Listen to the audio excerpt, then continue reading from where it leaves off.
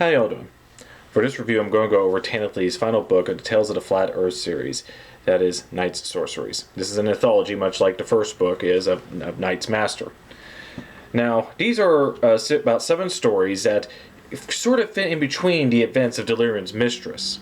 You know, where this one focuses on Ahzriaz herself. These are stories that are set in the side during the events of her journey in the last book. And as these stories are told, they could be, Ahzriaz, who is Ahzriaz's daughter, is usually involved directly or indirectly in the events that happens. Let me show you what I mean. The first story is Knight's Daughter's Day's Desire, in which we're introduced to a young man named Beetle, who is a priest in training in a monastery. And it's one of those situations where Beetle was taken in, and despite the fact that he's given shelter and is raised in the priesthood, he lives on very meager meals there. He's taught the wisdom and of the church, and he has to continuously do all the chores. Lives kind of miserably, but that's all for the price of growing up as a priest, while the priests he works under, who run the monastery, live nice, fat, rich lives. As things sometimes happens in these things. But for his laziness, according to his superiors, he's sent off into the woods on a journey to find this rich couple here who may be magicians, and and they heard word about him and see what they can do for them, the church could do for them, but more importantly, what they could do for the church. So Beetle goes out. He finds this couple, who actually is Ahzriaz and her lover Uluru, who is Prince Choose, the Lord of Madness. This was, again, this is tied into the last book of the events of Ahzriaz's life, when this is where they were, she is rescued from Ahzran and is now living together, as though happily for a while. And in this story, Beetle, he goes and he doesn't much talk to them, but they sort of leave him food out there, and he stays the night outside. But he wakes up in rich clothing, and his pack mule is a wonderful, nicely bred horse, and returns, and he shows them the riches he has acquired, the blessings that this couple gave him. So the 3 priests who sent him out there, and they meet and visit them, and after a night, things don't go so well for them. I'll leave you to read and see what happens to them. The second story is Children of the Night, in which Marcina, a young lady there, is now forced to wed a rich but evil sorcerer, at least by his reputation. She tells this to her handmaiden, afraid of what will happen to her, and her handmaiden comes up with a plan that, since they sort of look alike, and since this wizard has not met her at all, directly in person, to switch with her, and the handmaiden will end up marrying the evil wizard, and while the lady will go off and find the man she loves, this young man who's out hunting outside, probably because he can't stand the idea of being in a town where the woman he loves is marrying someone else. He will go out and they will be together afterwards. But things are not all as they appear. Apparently, the young man who Marcina has fallen in love with doesn't quite think of her in the same way. And as for the handmaiden who came with the idea to wed the wizard in Marcina's place, did she do this out of the kindness to save the lady she serves, or was there ulterior motives? Was the wizard himself truly an evil wizard? Or were there other factors involved of the events that would happen? Find out more when you read the story yourself. The next story is The Prodigal. The setting starts up with this rich man who has built up the entire fortune there of his long years of hard work, but he has a son who ends up squandering it. And it was gone so bad, at least the father believes, that he's going to punish his son for his, non-hardworking ways. He's going to punish him by sending him off to a former business partner of his, where his business partner will treat him as a slave and work him to the bone for a certain amount of time. And if he's unsatisfied, he's punished in every way and extended his time. But if he does a good job, he can come back, live in comfort back with his father, and hopefully be a responsible young man after that. Now the son, receiving his punishment, did not argue, no alternative plans. He decides to man up and face this punishment as he should. And that may seem weird, but he does. And he tries to follow his father's instructions on where to find his former business partner, and he ends up in a mansion, oddly, filled with various forms of intelligent animals that can speak and have great wisdom and all this stuff. Not what he's expecting. And so he, the the lord of this, a panther, sends him out to not to be punished, but to learn the wisdom of these one group of animals outside, for a while until his time is up. Now, as wondrous as it was, and the punishment didn't seem so bad, one asks, is this where he was actually supposed to be sent? Not quite. Apparently, he was misdirected to this place, and Ahzriaz, this is during a time where she is, she's angry that, with the events of when Chose was sent insane. She goes off in her, one would say lightly, a black mood. She goes in this young son's place finds a former business partner of the father, and she creates her own havoc when she is mistreated by the man who thinks it is the prodigal's son, the prodigal it mentioned. The next one's a bit of an odd one as far as these stories go, because it takes place off the world entirely. It is Dunava, the moon. See, one of the demon princes, Ahzriaz, when this is during the time when Ahzriaz was the goddess on the earth, and everyone worshipped her, great cities and are built around her, shrines all over the place.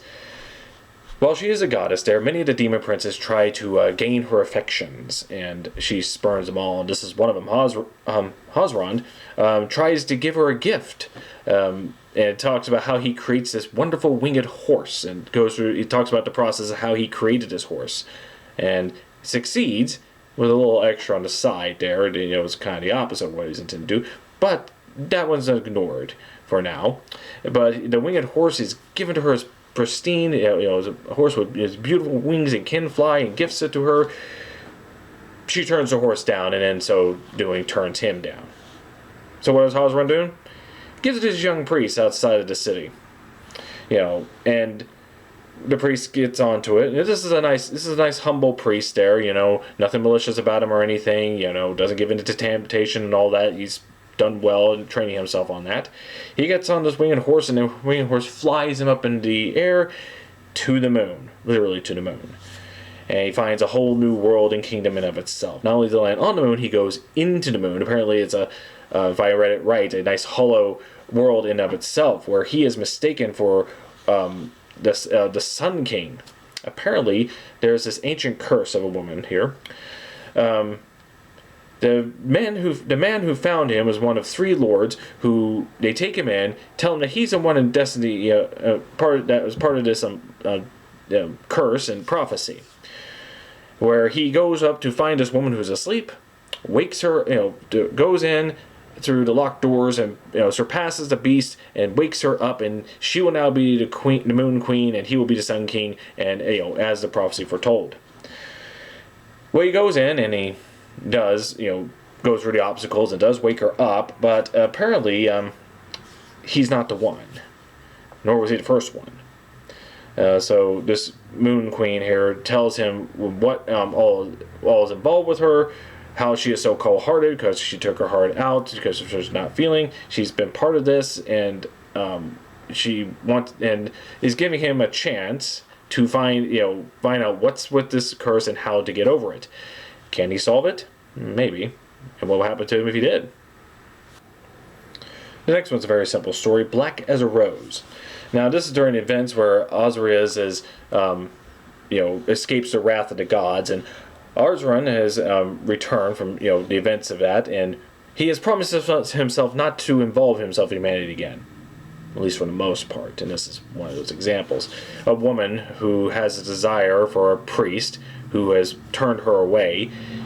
She has fallen mad with grief, but Ahzriaz comes by to help her out, so to speak, to gain this man's love and affection. And will this end up happy, or will this end up sad? With Ahzriaz, never can tell.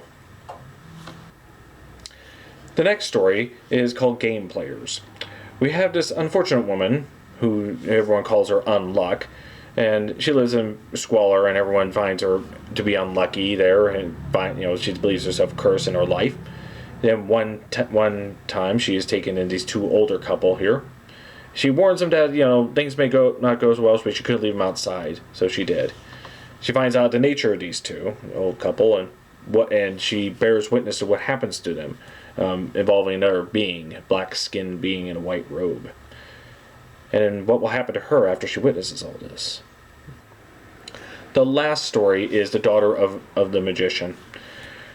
We dealt with this one woman who marries this man who has ulterior motives to the marriage. He is trying to conceive a child with her, and this is after Ahzriaz has passed on, and he tries to conceive a child with her, and in so infuse his child with the soul of Ahzriaz, who he hopes he will raise the child, and with Ahzriaz's soul, she will grow up with her knowledge, and she will now, under his control, tell him his knowledge of wisdom and immortality and what have you.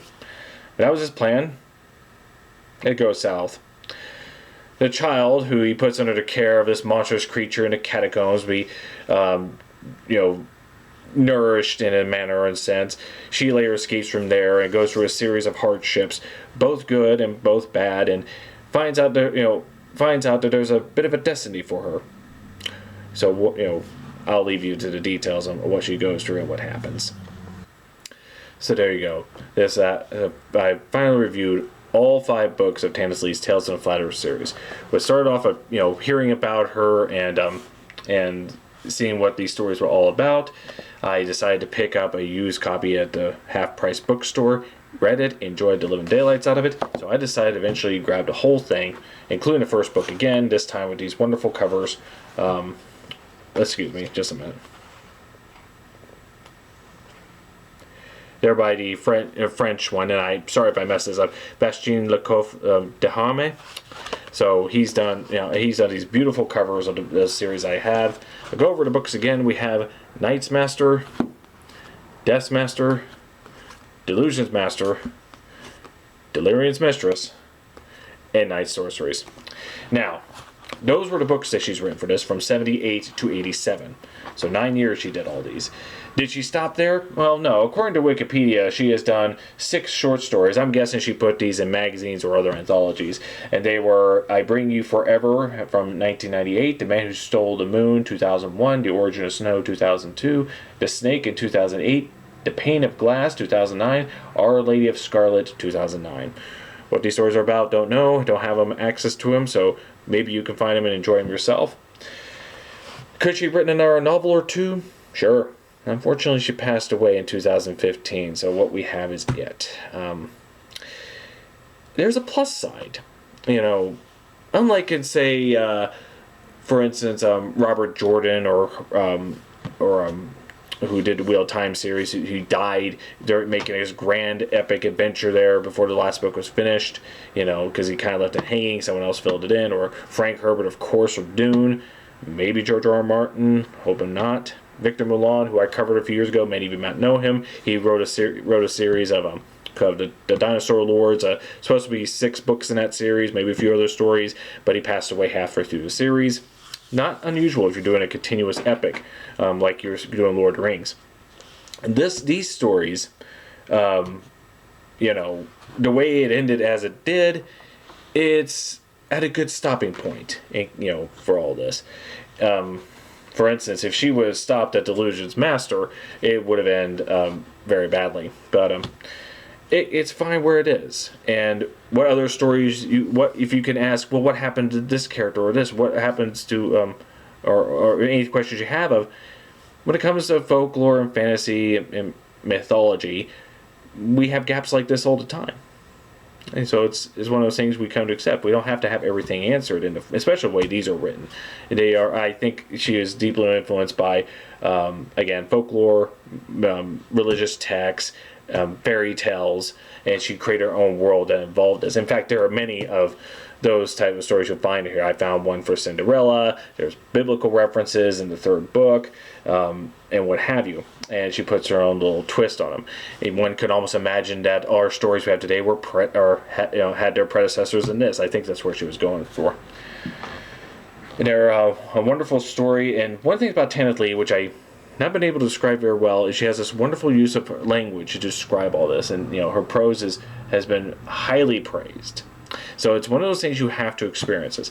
And if you don't want to read the whole series, that's okay. Just get the first book and read it by itself. It's just a series of short stories by that, and you could be well enough just on that. It's not that big. This is one back in paperbacks, like this one right here is is 100, just below 190 pages. And of course, the other books in the series are a little bit thicker, but that's if you want to go down there. So if you don't want to read long series, first book should suffice for you enough. If you want to go further, then there's only 4 more books, and you can be well content with that. So there it is, Tanith Lee's Tales of the Flat Earth series. I enjoy doing all this, and I hope this will inspire you to find this. And I don't know what other works of hers that I will get into. I see her stuff on the shelves from time to time, but they all seem very fascinating. She seems to know this genre very well, and she's been highly praised by her contemporaries at the time, other writers as well. So, sadly, she passed away in 2015. She could have given us more, but we should be happy with what we got. And maybe there's other work that you could tell me about, so let me know down below. Thank you all for watching. You have a nice day.